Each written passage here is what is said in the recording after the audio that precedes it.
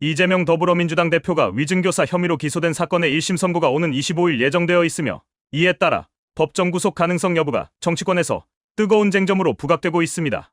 이번 사건은 단순히 한 정치인의 법적 문제를 넘어 대한민국 정치와 법치주의의 기본 원칙을 시험하는 중요한 분수령이 될 것으로 보입니다.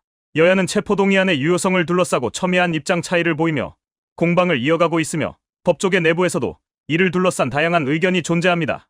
이러한 상황에서 이재명 대표에 대한 책임론과 더불어민주당의 대응 방식은 국민적 관심을 받고 있습니다. 이재명 대표는 2020년 성남시장 재직 시절에 있었던 사건에 관해 당시 선거법 위반 재판에서 유리한 증언을 이끌어내기 위해 위증을 지시했다는 혐의를 받고 있습니다. 이 사건과 관련된 증인 김모 씨는 이 대표의 지시에 따라 법정에서 허위 진술을 했다고 폭로하며 사건의 실체가 드러났습니다. 검찰은 이 대표가 위증을 사주한 증거를 다수 확보했다고 주장하며 실형 선고를 강력히 요구하고 있습니다. 국민의힘은 이재명 대표의 법정 구속 가능성을 강하게 주장하며 법적, 정치적 논리를 강화하고 있습니다. 한동훈 국민의힘 대표는 이번 사건에 대해 위증교사 혐의는 매우 중대하며 이는 단순히 개인적 도덕성의 문제를 넘어 법치주의와 사법 신뢰를 훼손하는 중대한 범죄라고 언급했습니다.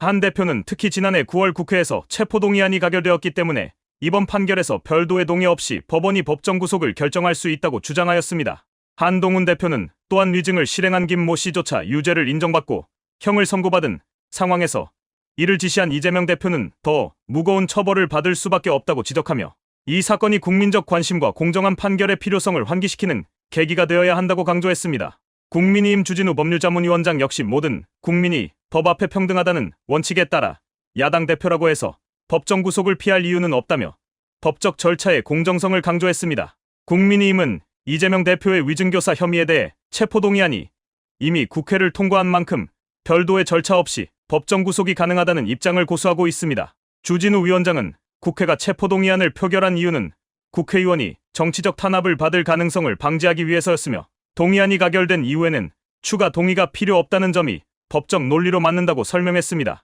그는 정찬민 전 국민의힘 의원의 사례를 들어 체포동의안 가결 이후 1심에서 법정 구속된 전례가 이미 존재한다고 주장하며 이번 사건에 적용 가능한 선례로 들었습니다. 그러나 더불어민주당은 이에 강하게 반발하며 법적 절차와 체포동의안의 유효성에 대한 재논의가 필요하다는 입장을 내세우고 있습니다. 민주당은 지난해 가결된 체포동의안이 이번 사건에서는 효력을 상실했다고 주장하며 이재명 대표의 법정 구속 가능성을 일축하고 있습니다.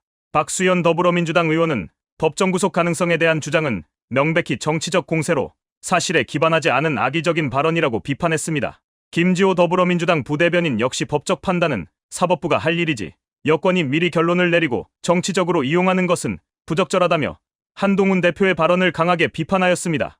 민주당은 이번 사건을 여권의 정치적 공세로 규정하며 이재명 대표에 대한 체포동의안의 효력을 둘러싼 논란은 법적 문제라기보다는 정치적 의도가 깔린 공격이라고 주장하고 있습니다.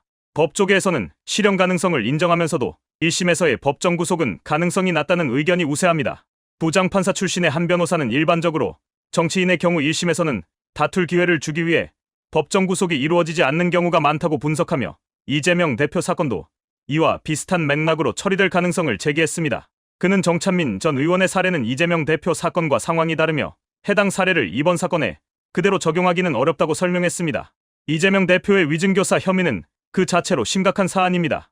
위증교사는 타인의 증언을 조작하려는 범죄로 사법 신뢰를 훼손하고 민주주의의 기본 원칙을 위협합니다. 특히 이재명 대표는 국민을 대표하는 정치인으로서 누구보다 높은 도덕성과 법적 책임감을 요구받고 있는 만큼 이번 사건은 그의 정치적 책임에 대한 중대한 시험대가 되고 있습니다. 민주당의 대응 방식도 문제점으로 지적되고 있습니다. 민주당은 이 사건을 정치적 탄압으로 규정하며 방어에 치중하고 있지만 이는 국민적 신뢰를 잃을 가능성이 큽니다. 정치적 탄압이라는 프레임을 반복하기보다는 이재명 대표의 법적 문제에 대해 명확히 해명하고 국민의 의혹을 해소하려는 적극적인 자세가 필요합니다. 이번 사건은 단순히 한 정치인의 법적 문제를 넘어서 정치권 전반에 걸친 법치주의와 공정성 논란을 불러일으키고 있습니다. 법원은 이번 사건에서 정치적 영향을 배제하고 공정한 판결을 내려야 하며 여야 정치권은 이를 정쟁의 도구로 삼지 말아야 합니다. 특히 더불어민주당은 이번 사건을 계기로 내부 쇄신과 국민적 신뢰 회복에 주력해야 합니다. 국민은 법치주의와 민주주의 원칙에 대한 명확한 태도를 요구하고 있으며 이재명 대표와 민주당의 대응은 국민적 평가를 좌우할 중요한 요소가 될 것입니다. 이재명 대표는 법적 절차를 존중하고 책임 있는 자세로 사건에 임해야 하며 민주당은 지도부를 중심으로 위기를 극복하고 국민 앞에 당당히 나설 방안을 모색해야 할 것입니다. 시청해주셔서 감사합니다.